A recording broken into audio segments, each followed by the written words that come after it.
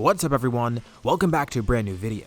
On the last part, we saw what happened as the group traveled to the past. Bardock got to meet everyone there, including Kakarot, which was pretty cool for him. Not to mention, he finally got his revenge on Frieza, although it was a different Frieza than the one from his timeline. But still, it was revenge nonetheless. But it still seems like there's still some issues. First of all, the androids are still active in the past, and second of all, they're stronger. No one knows what happened, but it seems like they're gonna have to try and figure that out this time.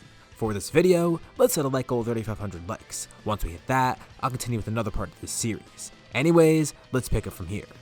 Just as we ended off last time, Piccolo's fusion with Kami begins. The two merge together, creating a much stronger warrior. A lot of the stuff with him happens normally. He ends up encountering Cell, fighting him, and then the group catches up to him, and this is where things begin changing more. As Cell escapes, he's kinda confused. Those people with Piccolo, it wasn't just Trunks and Krillin, there's also Bardock and Gohan. He knows of future Gohan, but he should be dead. And as for that guy that looked like Goku, it definitely wasn't Goku, but he looks so similar.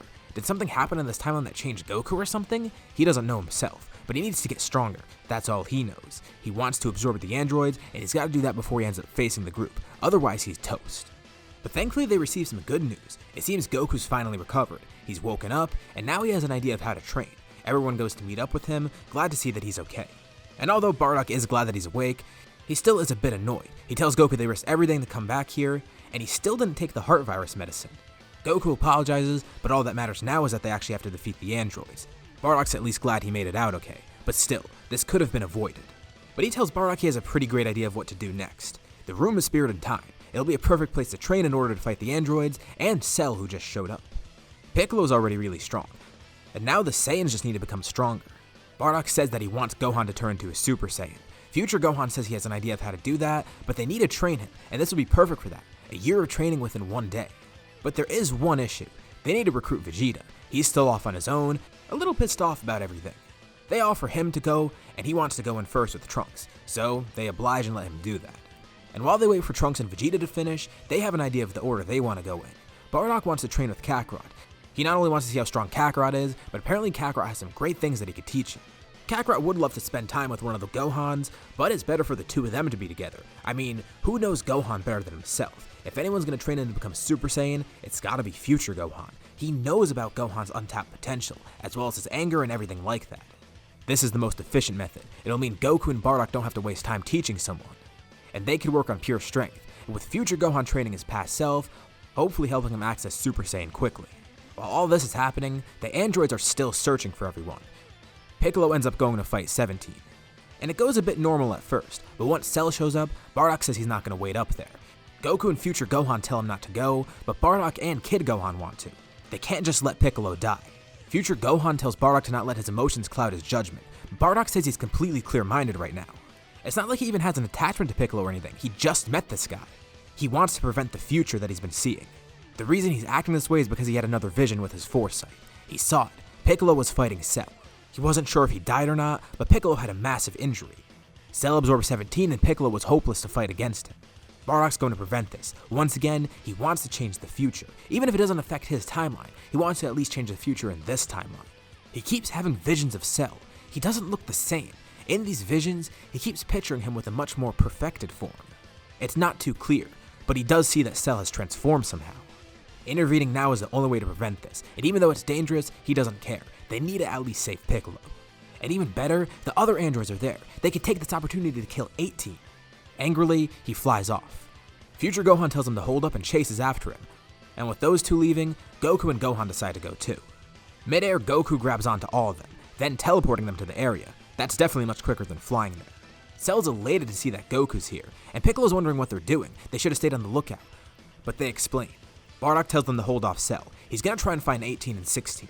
It's gonna be a bit hard since he can't sense their energy, but he needs to see if he can find one of them. They all need to team up on 18 and kill her right now. It might be tough, but it's at least worth a shot, and Piccolo can at least do it. He was matching 17 before, and 18's the weaker of the two. Cell might be semi-perfect, but this is the chance to stop him from becoming fully perfect. Bardock flies away and Cell tries to launch a blast at him, but Goku, the two Gohans, and Piccolo guard against it. Goku's a bit peeved about all this. He doesn't want to be here. He knows they can't win. He tells the group they're not actually going to try and fight Cell. They just need to avoid his attacks for now, and then Goku will teleport them away to safety. If Bardock doesn't find 18, then whatever, he'll drag Bardock back too. Bardock flies around the area and can't find the androids anywhere. But then he sees the two of them escaping. He begins launching a barrage of ki blasts down at them, trying to catch them off guard. Even though these blasts won't do too much damage to 18, 16 still wants to protect her. 18's able to escape as 16 begins fighting Bardock. And this of course catches Cell's attention, and he thinks 18's over there, so he leaves the fight that he's currently facing and goes over to where Bardock is. He sees the two of them and launches a massive blast, and Bardock's about to get direct impact, but Goku teleports in and saves him. The blast hits 16 directly, fatally injuring him. Pieces of him fall down towards the ground, with only his head surviving.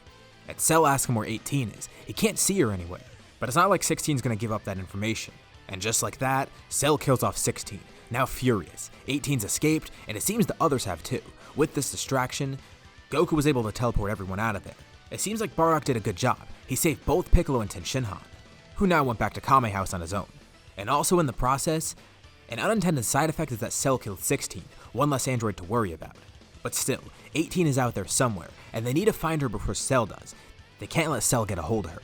Around the same time, Vegeta and Trunks exit the Room of Spirit and Time, allowing Bardock and Goku to go in next. The two Gohans will stay up here. They still do need a bit more training before they go and face Cell. But apparently, Trunks and Vegeta have discovered a new power. Trunks even tells future Gohan this. He knows a form that's even above what his father has, but he doesn't want to reveal it yet just because of Vegeta's pride. But Gohan says not to let that get in the way of it. If he has an opportunity to kill Cell, he needs to take it. Who cares about Vegeta's feelings? And Trunks acknowledges it. The two of them then go fly off and fight Cell, while also trying to track down 18, as Krillin does so at the same time, now having the self-destruct remote in his possession. In the Room of Spirit and Time, Goku and Bardock now have an objective. They need to make Super Saiyan stronger and more efficient, but first, they need another battle. They need to gauge where the other is in terms of strength, so the two begin sparring. Both of them have grown stronger since their last encounter, but besides just pure strength, it seems the two of them have some flaws to work out. Bardock needs to stop his anger from controlling him so much. He made some pretty rash decisions, and he could have screwed everything up and even killed himself if he didn't get saved by Goku that last time. And as for Goku, Bardock's still a bit disappointed about the whole heart virus thing. And while Goku is battle smart, Bardock sees that his son is not really the brightest person otherwise. Not like training's gonna fix that, but still. Bardock snidely remarks saying he should work on that. But the two start to get along pretty well, learning more about each other. Bardock learns a lot about Goku's past, as well as his family. Well, at least his Earth family. You know, sometime after all this, he has to meet Chi-Chi and everyone. And Goku learns a little bit more about Raditz and Guinea. It would have been nice to actually know Guinea, but in terms of Raditz, well, he did try to kill him and his son, and pretty much everyone else on Earth. But hey, maybe in a different life they would have gotten along. Bardock is pretty amazed to see Goku though. It's still kind of surreal. He still remembers that vision he had of Goku defeating Frieza, or at least fighting him. But the fact that his son became a Super Saiyan and defeated Frieza, it's incredible. Maybe this time they could pull through again, defeating Cell. The two continue their training while on the outside. Trunks and Vegeta fight Cell. And even with Trunks showing off his full power and not hesitating, he still screws up by thinking that power is all he needs, when the form is too bulky to use. Of course, Vegeta knew this too. He got too ahead of himself. So even with future Gohan's advice, it doesn't change much. And without 16 there to help her, 18 is actually found much easier. And Cell's able to absorb her and achieve perfection. But he still plans the Cell games, which is good. It'll at least give him some time to train. Once they exit the time chamber, Goku and Bardock hear about this. They're both in Super Saiyan now, and continue to remain in this form. They never de-transform into base after all. They found a way to make this form perfectly efficient, and they give this info to both the Gohans. They're going to try and remain in this form for as long as they can, while the two Gohans go in next. It's a bit weird for them at first. I mean, they are the same person, but after a bit, future Gohan becomes more like a big brother figure if anything. The great thing is he perfectly understands his past self, knowing pretty much everything about him. He knows that his past self has great potential. As hybrid Saiyans, they're just bound to be strong. And his past self might even have more potential than he did. Pretty quickly, he's able to get his past self to tap into his anger, transforming into a Super Saiyan, even quicker than what Goku was able to do. And now they must train to make it perfectly efficient. Learning about his future from his future self, he wants to do anything to prevent this.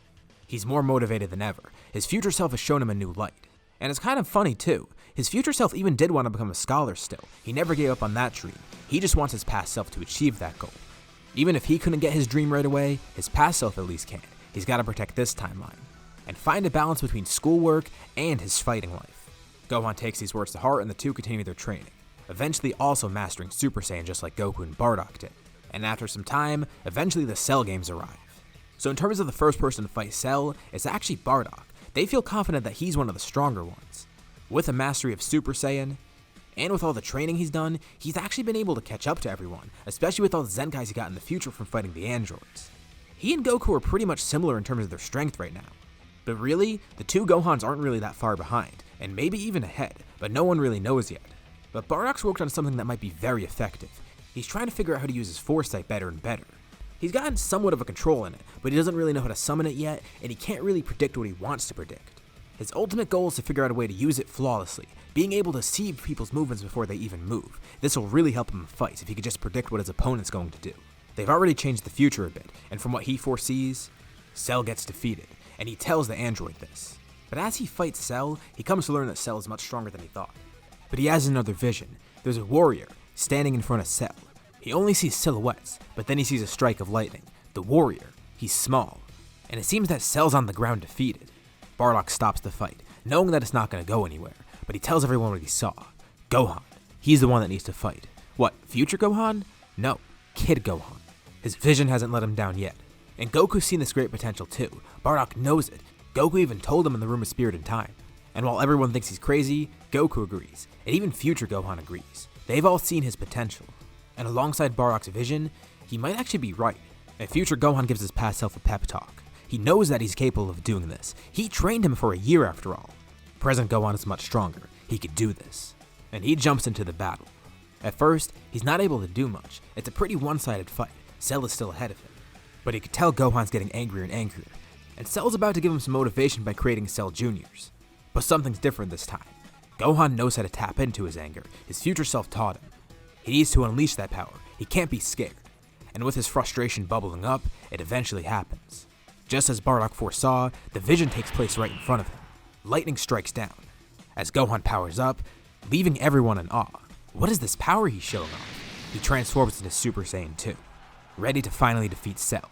But this time it's not out of sadness, and his mind is much more clear than before. He does have anger, but more so, he's determined. Future Gohan knew this would happen too. He saw this within the time chamber. Gohan briefly powered up a few times. He just needed the motivation to access it. The tides turned completely. Gohan has the advantage now, by a significant margin. He begins beating on Cell, starting to completely overwhelm him. Backing Cell into a corner, Cell has no idea of what to do next. But Gohan's mind is much more clearer than it was originally, and he knows he has to kill Cell as quickly as possible. So, he attempts that. With one powerful Kamehameha, he seemingly erases the android. He then powers down, as the group begins celebrating. Gohan's proud of himself. He was actually able to do it, and everyone's proud of him too. It seems Bardock's vision did come true, and he's glad things went well. Now they can finally return to the future. Everything will be normal, right? But then Bardock senses something terrifying. Everyone looks at him, his eyes widen. He's having another vision, but it's different this time. It's horrifying. He sees fire everywhere, blood being spilled.